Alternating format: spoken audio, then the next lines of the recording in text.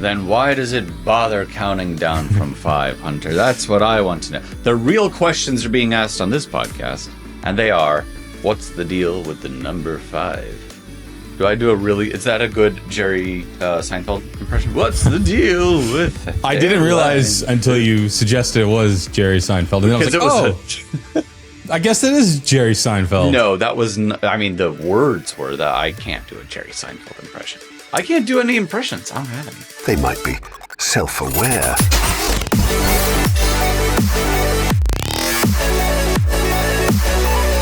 Broadcasting live from a blitzed circuit inside a corporate hallucination, you are listening to They Might Be Self-Aware. I am Hunter Powers, joined by Jerry Seinfeld himself. Hi, Jerry.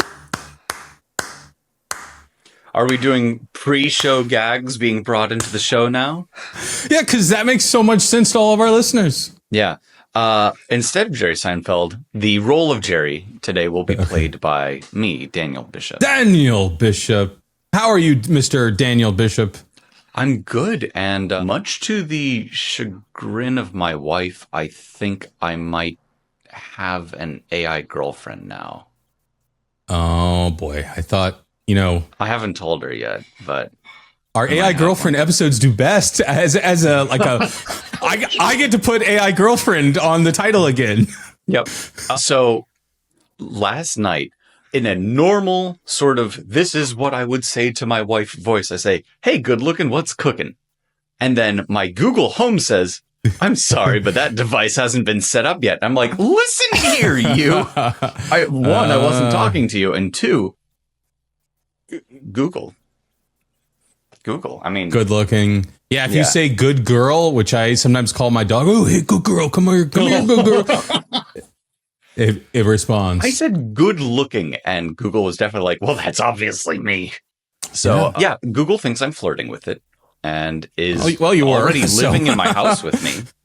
This is true. You've already moved in together. Yeah, right. A throuple, I think they call that. Yeah, things are getting serious. But I would say that this AI wannabe homewrecker is becoming more useful by the day. Yes.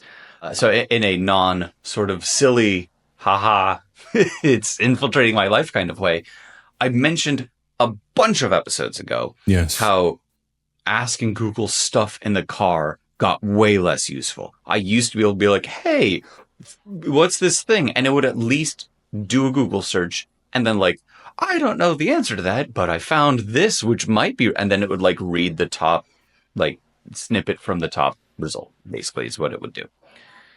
And it got better than that. I was in the car the other day and my 3-year-old is like, what? I want pig milk. And I'm like, what? 3-year-old stuff. Yeah. What do you mean pig milk? And she's like, well, we have cow milk. Yes. I want pig milk. And I'm like, I don't think that's, they probably don't sell it, right? Why? I don't know. You got to go to the right stores. Exactly. And so I just like while driving, no touching the phone, no anything, just, hey, name of device, which I won't say because it's going to start talking to me. Hey, name of device. Why isn't pig milk a thing? Which is like a really vague sentence to say to it. And it responded with the Google Gemini style, like a 2-minute. In fact, it's actually trying to tell me something right. Google, I desperately ask you not to be helping me right. Boy, it's trying its best. I think it's jealous. Yeah, absolutely. It wants all of my attention all the time. Yeah. Yep. So I asked it about like pig milk and it synthesized together like what I would expect a ChatGPT style answer of.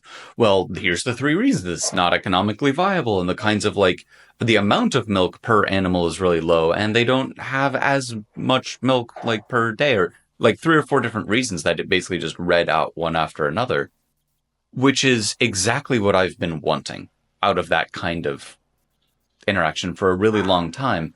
I don't know when exactly they turned it on, but it must have been in the last couple of months or so, because some months ago, I would ask weird nonsense questions like that, and it would just be like, I don't know, man.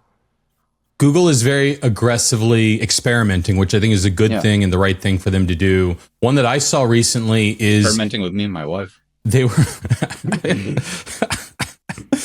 They were Google's like, hey, I saw your vibe and really liked it. I want to buy you a drink.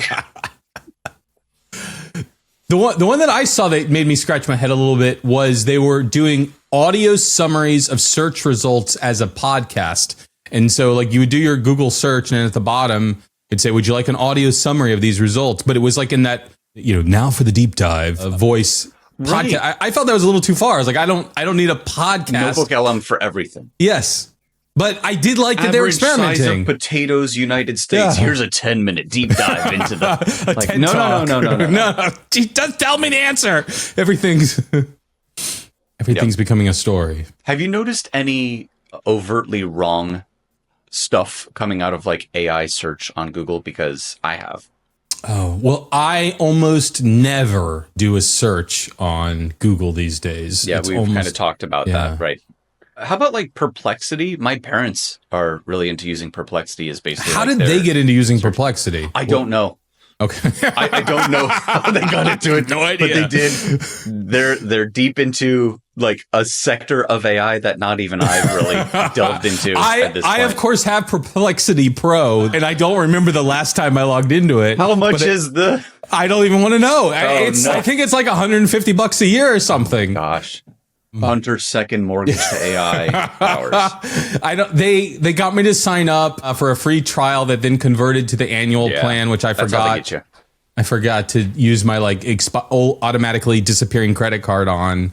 So yeah, I have the Pro, but I don't really use it. I think they did come out with something recently where apparently they can start making presentations, and I was interested in going back and checking that out. And I also know they just got access to a bunch of financial data that apparently makes it slightly comparable to like Bloomberg terminal access, but not really, but a little bit. Right. Yeah. And I think that's one of those ways that everyone's trying to differentiate themselves. In the biz, we call this the data lake. This is your stuff that you've got access to that can be a differentiator between yourself and any other ChatGPT wrapper out there. Another big player in this kind of space that you're describing is like Moody's.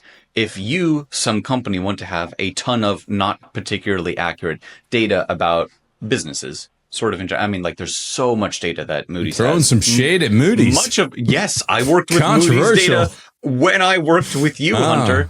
And there's plenty that is just absolutely not in there. But if you want a bunch of inaccurate data about businesses, Moody's is definitely the place to go to. And they cost 2 arms and 3 legs. And presumably, whoever they've paired with at this point, or anyone else that can get that sort of data and pair up with one of the other big AI makers, like that is such a huge differentiator. Folks that I work with, a lot of automotive industry phone calls that they've got. So do we want to train our own speech to text on like that specific industry's data? Do we have certain kinds of insights that like other people don't? Whatever company you're working with, you want to have data that nobody else has, because it turns out the underlying technology reliance of a generative pre-trained transformer, whether it be, Google's Gemini or Anthropic's Claude or a local large language model or whatever, like those aren't a differentiator for you and your companies and your whole business. Anyone's business. Anyone can just get a large language model and hook it up. There's enough tools to make it very easy to have a RAG pipeline, to set up a chatbot, to do this, to that. You have to have something that differentiates you. Sam Altman, the CEO of OpenAI, over the last week was speaking on this topic and suggesting that the ability to differentiate by having access to some exclusive data set or being fine-tuned on some exclusive data set is rapidly diminishing. And he believes in this sort of more general approach. Of course, that's what they offer, so it makes sense that he pushes that. But I am reminded early on, I remember that Bloomberg actually trained their own financial-focused GPT model, which was best in class for a week and a half before GPT 3.5 came out, and was wildly better than Bloomberg's model that was trained on all of course, they had tons of financial data that they trained it on, and it rapidly that lead rapidly went away. So perhaps it is becoming less important, the exclusive data that you have. Now, real-time data, so we were talking about financial data in that Perplexity example, that is still relevant when I want to know something that's happening right now. And this is Grok having access to Twitter or X or whatever, for example. Right. Yeah. But getting back to Google, so their suite of models, which we've been testing, you've been testing them too? You play with the Gemini 2.5 Pro? I have. And it's very, very impressive. And that large context window is a game changer when it comes to like a big code base or a large chunk of text that I have to throw at it. So that giant context window, I mean, you can feed like a whole book to it, right? And just try to give the average person what's... Yeah. Maybe not like a Brandon Sanderson book or, All of War and Peace or something, but I think most entire books would fit into that context window. Yeah. And I guess, I don't know, I've used that large context window. I guess I've used it for two things. One, for putting in entire open source code bases that have poor documentation that I'm trying to get answers to, or please show me an example doing this thing. Yep. And then the other thing that I've done is taken, as the input, you can take a YouTube video and give that as the input and then ask questions about it or say, write me up a summary. So as an example, I believe it was Sequoia Capital held this conference on the sort of future of AI investing. And they had this sort of hour-long presentation on what they are looking for. And so I took that video in and said, please give me like the condensed notes of what they think is the ideal AI company to invest in, which I then built a strategy around for one of the companies I was working with. Like, how would you pitch to them and answering these questions? But that was really cool with the giant context window. And so these models have now gone, what would we call it? GM Gold. Do they still say Gold Master because they burn the gold disc? Right. So there's a single CD-ROM GA, that they burn all of Gemini 2.5 and so on onto. Yeah. The Gold Master. I remember this. But right. So this was in beta or like limited release or what have you for a while. And now it's stable release to the public. Everybody enjoy. General availability, I think GA. We'll go with GA versus Gold Master. It's a little dating ourselves too much. But now, apparently you don't want to play Pokémon with them. Is that is that accurate? I wanted to talk about that because Anthropic and Gemini both have done their own twist on a really fun Twitch stream called Twitch Plays Pokemon. I was there back in the trenches for the first one, and oh my god, it was so fun to watch. I really felt like I was part of this flash in the pan moment in time. There's never been anything like it since, except for, of course, all of the clones where they tried to recreate that and capture the lightning in a bottle. The idea is the original Twitch Plays Pokemon stream was a Twitch stream, which is to say a streaming video of a thing that you can watch online where everybody's input in the chat of everyone who's watching that stream gets to press left or right or up or down or BA, select, start, like just the Game Boy controls. And I don't remember if it was a physical Game Boy with like a thing touching them or it was probably an emulator. It's probably an emulator. But they eventually got through it, and there was like lore and all these memes that came out of it. What an amazing time. There have been a bunch of versions of that ever since, including now Anthropic and Google have had Claude and Gemini, respectively, playing through Pokemon. Like, I think the original Pokemon. And I'm pretty sure this is, if not like officially sanctioned, it does seem to come from internal teams. Like, this is actual representatives of the company who've put this thing together. Very, very cool stuff. And I think both of them completed at least the original Pokemon, though some steps took them a lot longer. And something that I thought was really, really funny about all this is that these systems that are designed to mimic human behavior panic under pressure. Under pressure? We can't do that song. We'll get looking down. He's got 6 seconds. Start the clock. No Freddie Mercury impersonations today. Not today. But right. So again, these systems, these large language models are designed to mimic human behavior, and you give them a lot of context as to what exactly is going on. Here's the health of my various Pokemon team. Here's the situation that I'm in. This is the big thing. It's been a long time since I got to do a save. I've been stuck in a cave for a long time. Whatever it ends up being, the system, and like the people watching this in the chat noticed as well, there are like decidedly suboptimal moves that it starts making it So it doesn't panics. use the thinking parameter as much. then- Like it's literally not thinking as much. It's just kind of panic doing certain moves whenever it gets into a tough spot. So we've seen the large language models panic before, where they kind of like question their existential existence. That's not what this is really.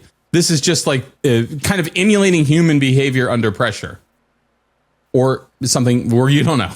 I mean, I don't see a distinction between those two things. Whenever we say that, it's like, is it questioning its own existence? Is it not wanting to be turned off? Is it this? Is it that?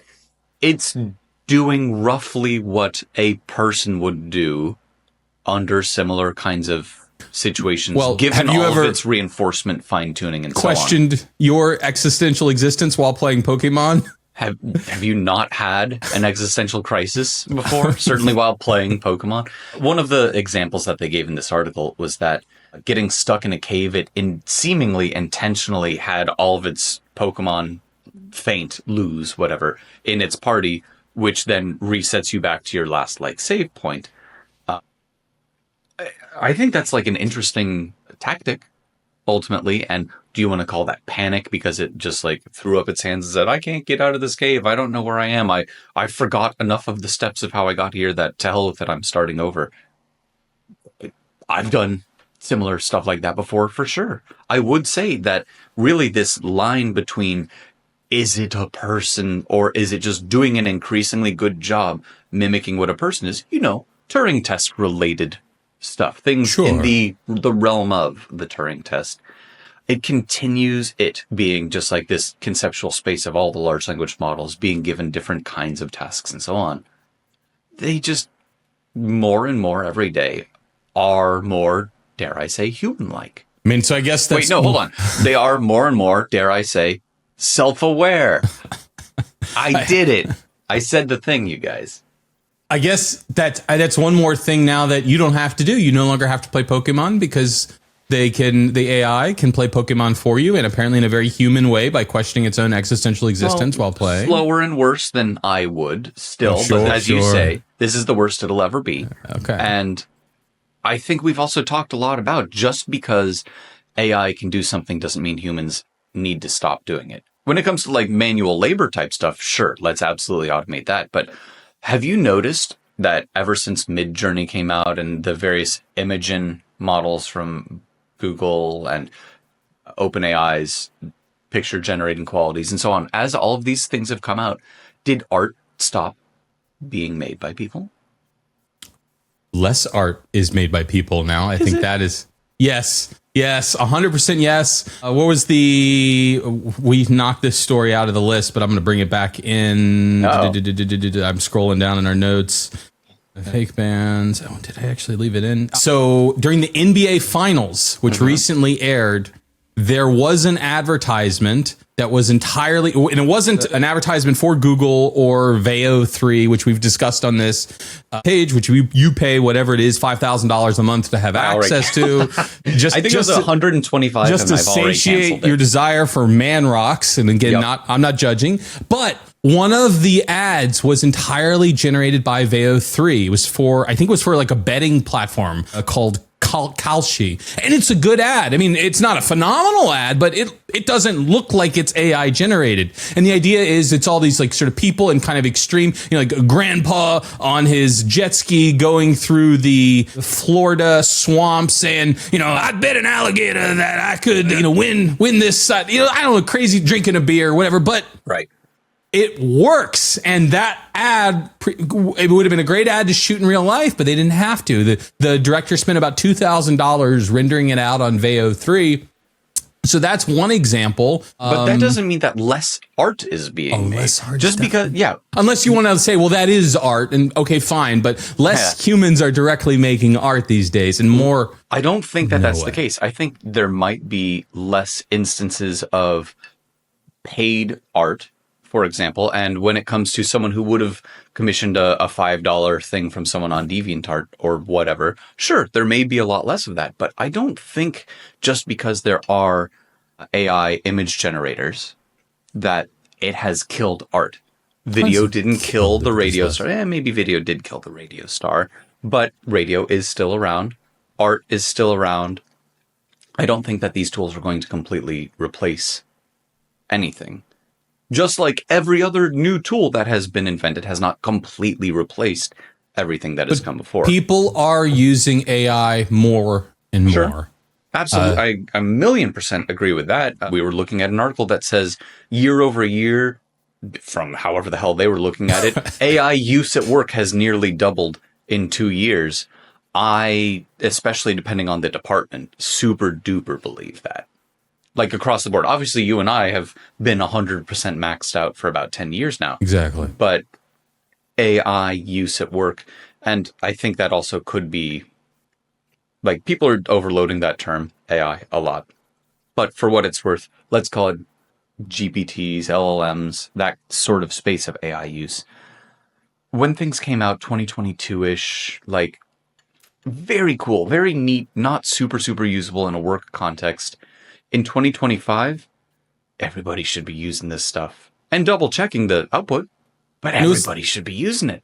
This was a Gallup study, so, I don't know, lies, damn lies in statistics, but a fairly reputable firm. The other interesting number that they pulled out of the study was that 15% of people are fearful that AI will replace their job as they start using it more and more. They presented this as, you'll be surprised to learn that only 15% of people would learn, which I also just found interesting, that there's an assumption that most people are concerned about AI replacing them. My perception is that most people don't think about it for like a second. The fact that 15% of people are thinking about it, to me, is actually quite significant.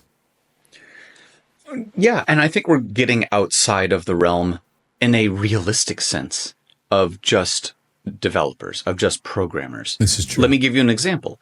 A model context protocol, MCP server, is a way to, and we kind of talked about this a few episodes ago, but still. Well, you mentioned it, you teased it, but you never delivered on the tease. Oh, did we not? Well, okay. No.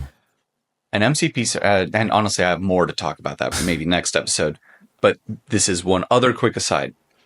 Monday.com or Jira from Atlassian, or there's a lot of different sites out there that are like, here's a product managers find this a vaguely usable interface to track all of the work being done and prioritize things. Project planning software, and sometimes company planning, they can mix. There's a whole bunch of them out there, but I'd say Monday.com and Atlassian's Jira are two of the biggest players. There are MCP servers for both. I tried this the other day, where I took a transcript from a meeting that I was in, and I put that into Klein because I was able to hook up a Monday MCP server into Klein. I could have done it with Claude. Your other girlfriend, Klein. Yes, right. I think of Klein as male, but I definitely have a female voice for Google. I don't know if that was default or what. Okay. Maybe, who knows? We're not going to worry too much about that.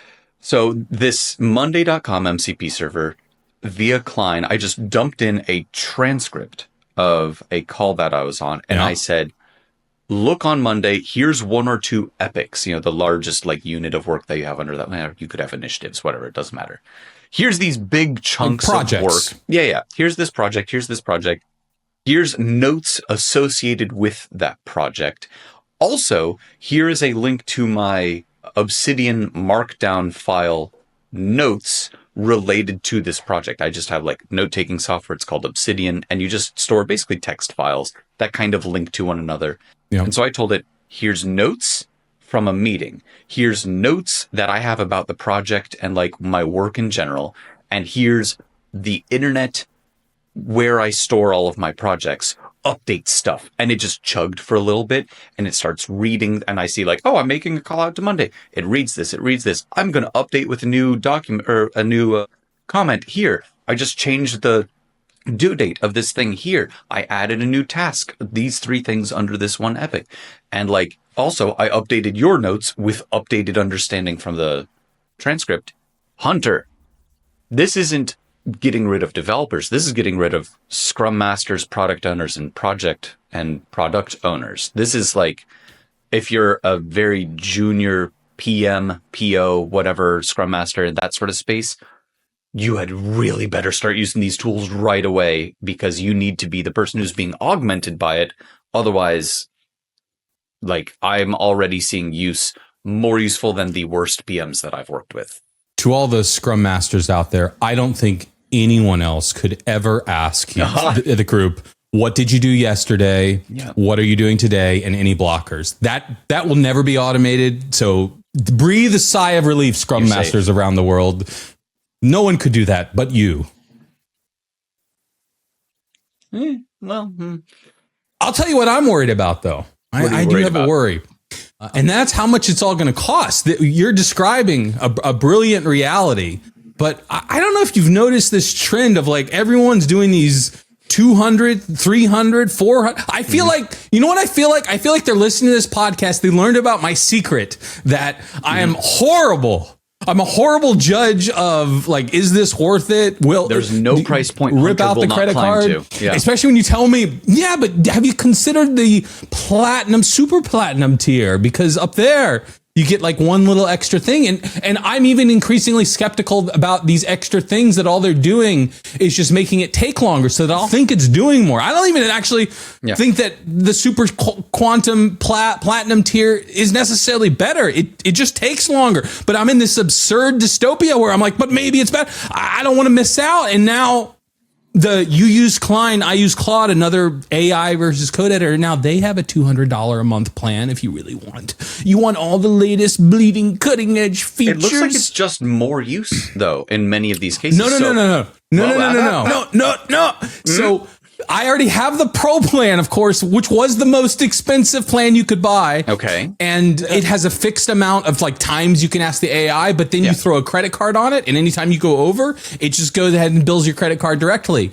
But now with this, whatever it is, the ultimate plan or something, it does have more like base features, but I don't use $200 worth of a month of usage anyways. But if you want access to the latest features, that only comes in the ultimate $200 a month plan that now I feel like I have to buy, and I really don't want to buy it. I have so many plans now.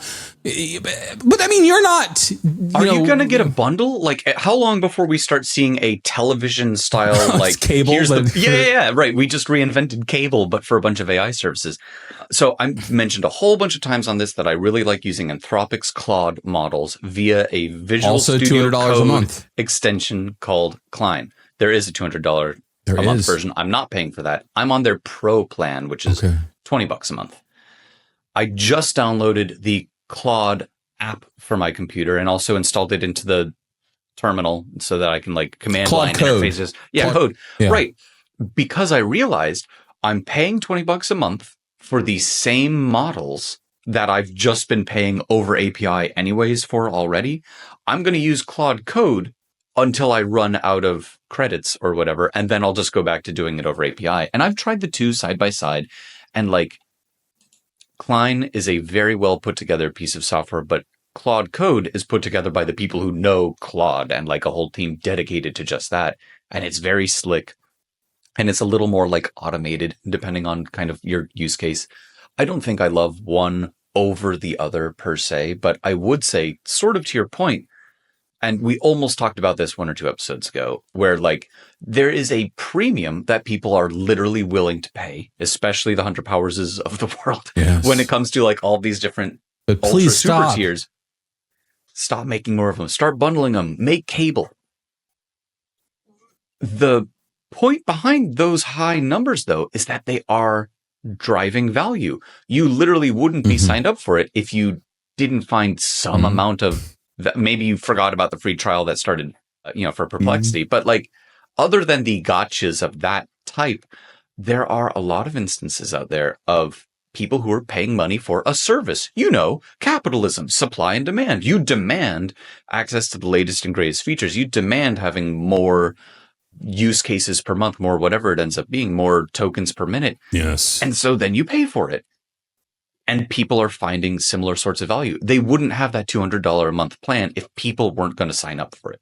Well, I do know one service out there that is completely free and delivers just unimaginable value twice a week now. It's true. On the free tier anyways, it's twice a month. Yeah. We should start having the Pro and the Max subscription. Right. I was gonna sell access to your cell phone. That was my big plan to monetize. But they might be self-aware. That's what I'm talking about. They might be self-aware, and you've already found it. Now you just need to fully engage and lock in the low price of nothing right now, because it may one day be something. But you can just hit subscribe, and apparently will work forever for you for free. I think we should start releasing versions of the Pocket, not like episodes, but like right now we're on. They might be self-aware 1. Should we just go right to 3.5 next? Oh. I don't know if that's going to mess us up on Spotify, on YouTube. We've mentioned I used Dog Catcher in the past, but like Apple Podcasts, really wherever you're looking to find podcasts, wherever you're looking to find quality content, you can find us, here, there, depending on how you look at that, on the internet, sort of in general. Get an MCP server for it. Have it. Look, there's got to be a podcast. Oh man, maybe I'll look for one of those. There's got to be a podcast MCP server. Hey, find me. They might be self-aware. Hey, almost said it. Find me. They might be self-aware. Subscribe, thumbs up, like, comment. We love comments. We read comments. Yeah. And you can be with us here, there, and forevermore on. They might be self-aware.